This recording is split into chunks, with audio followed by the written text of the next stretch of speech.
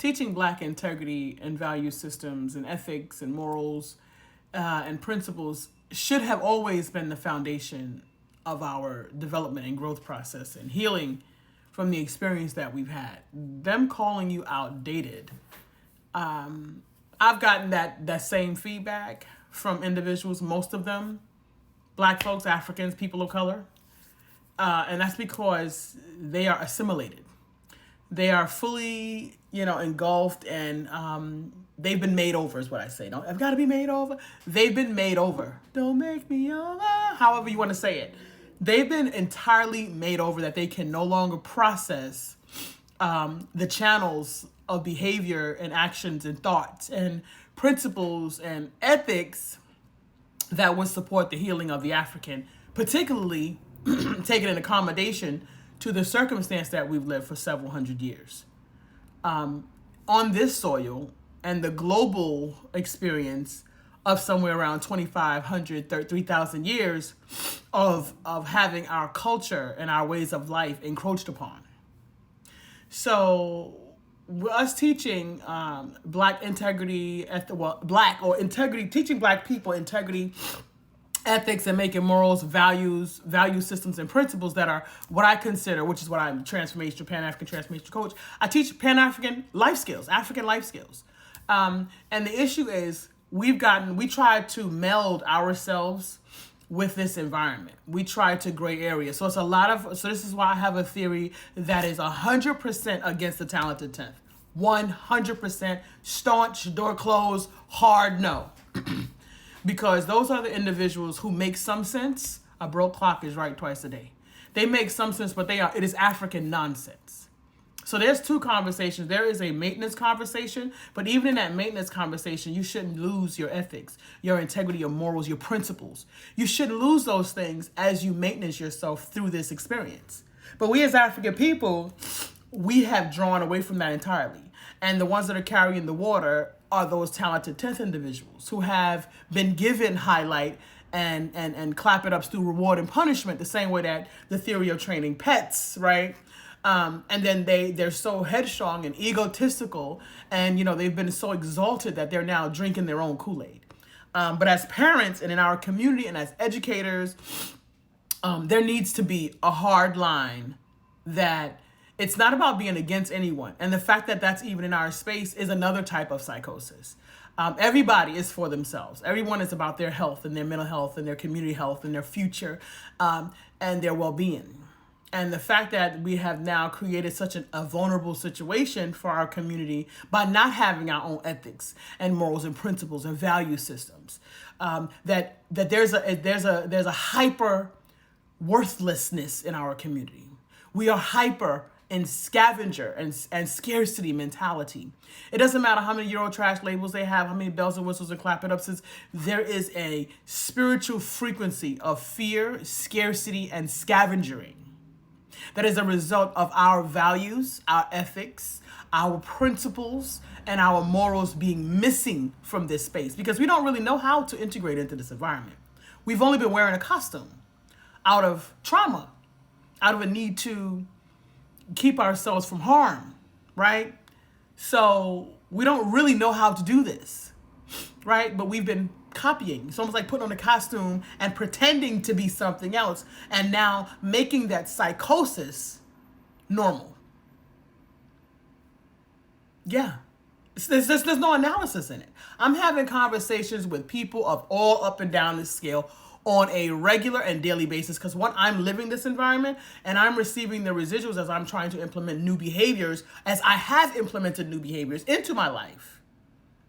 Not even new behaviors, but African-centered behaviors that I had to learn. I had to unlearn through the miseducation of the Negro, and I had to relearn and reawaken as a fully functional reanimated African. And those are with that integrity, with those ethics, those morals, those principles and value systems in place. I'm some sort of anomaly.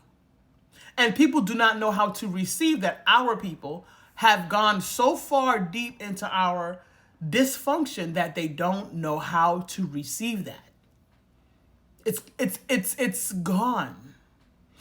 And the choices that we're making are such that as a community, we're not choosing. We're talking some sense, which is what I call shuffling papers. We look busy, but we're creating nothing towards African sovereignty, nothing towards validating our people at the core. The violence, the behavior, the harm, the cordial casual, but, trickery and manipulation that we do as a reflex. And I'm telling you, nearly 100% of the time this shows up. And I'm in more spaces with more Black people than most because I made the intention. If all these things are broken down, if we have no morals, no ethics, no values, no principles, no integrity in our community, then stop talking to me about relationships in Ubuntu and working together, because it's not possible. Working together with these deficits, these gaps in our wall is not possible. And if it happens momentarily, it's not long-term sustainable. And for the kinds of problems that we have, we need things that are implemented, strategy that is long-term sustainable. That's what we need. So all of these implants that have been put into our community that has broken down our relationships, our social behaviors, our community behaviors, the way we respect our homes and families and community members, the things that we consider success, the things that we consider appealing and valuable, and the things that we discard as people in our community, right? Because I've been grappling, trying to get this work out. I've been doing this work, paying out of pocket, moving around, networking. I've been all the space with all the people in all the places, doing all the things, okay? Exchanging value, building relationships, volunteering, doing all the things for over 20 years, okay? And there was someone at a door, another Black person, another African person, who claimed with their rhetoric that they were about this unity Ubuntu, this Kuju Chagolia. They were about that life. And I'm here to tell you that they were gatekeeping out of scarcity, fear, and scavenging, extraction. And this is happening because we don't have our morals, our ethics, we don't have integrity, our principles and value systems are not in place. So since I'm coming from a place, I'm looking at this situation from a project management perspective, from organizational restructuring perspective. And if we're going to do that, we've needed to catalog what we're working with, what's not there, how to strengthen that, how to fill those gaps. And I don't do Band-Aids. I don't do temporary salves. I don't do participation awards. Because it's important that if we're going to start from a foundation of building strong, which from our level of vulnerability, nothing else should be necessary. Nothing else should be acceptable. We should be entirely looking at foundation and strength. And for those people, that talented tenth that's gray areaing, they're useless to the long term. You could take the research, a broke clock is right twice a day. They'll say some good stuff every now and again. But I don't have to listen to what you say because I see what you do. And if anybody had an opportunity to be in integrity, I open the door wide as a fully functional reanimated African. I honor you. Namaste, the divine in me honors and respects the divine in you for no reason. Only because we are all innately born with a sense of worth. We as African people, we don't even know ourselves in that way anymore. We only know ourselves in reflection of our oppressive system and situations and the oppressor. We only know ourselves this way.